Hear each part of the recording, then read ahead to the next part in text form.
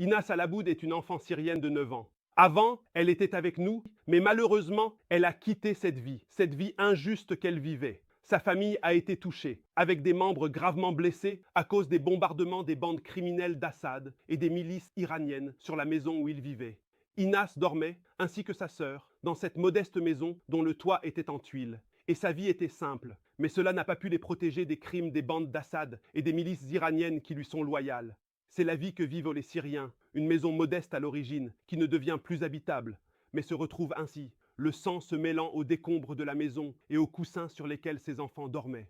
Les sœurs d'Inas ont été gravement blessées, elles sont maintenant à l'hôpital. Tous les membres de sa famille ont été touchés. C'est le crime du régime d'Assad et des milices iraniennes que tout le monde applaudit, que tout le monde dit.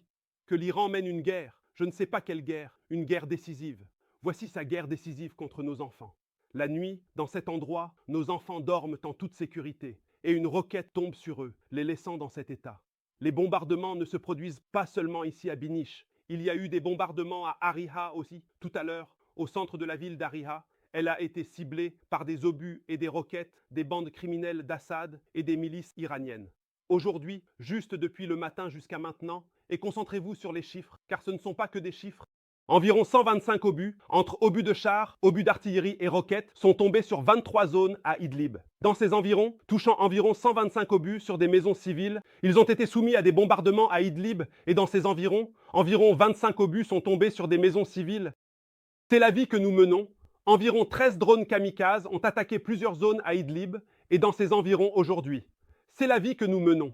Et c'est la guerre que nous menons contre les milices iraniennes et les bandes d'Assad.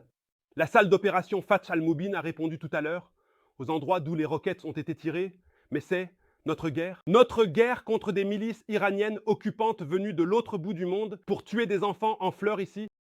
Si les gens avaient grandi, ils auraient eu des rêves, ils auraient eu une vie, ils auraient pu devenir médecins, ils auraient pu devenir n'importe quoi d'utile à la société. Mais malheureusement, ils les ont tués et ont tué leurs rêves et leurs frères ont été touchés, laissant dans leur esprit ce souvenir douloureux de cette nuit où ils ont vu leur frère, elle est leur sœur et elle est morte. Et ils ont été touchés par leur propre sang. Ils ont été secourus dans les hôpitaux. C'est la vie que nous vivons chaque jour. Chaque jour, ce crime se répète. La part des gangs d'Assad et des milices iraniennes occupantes qui lui sont loyales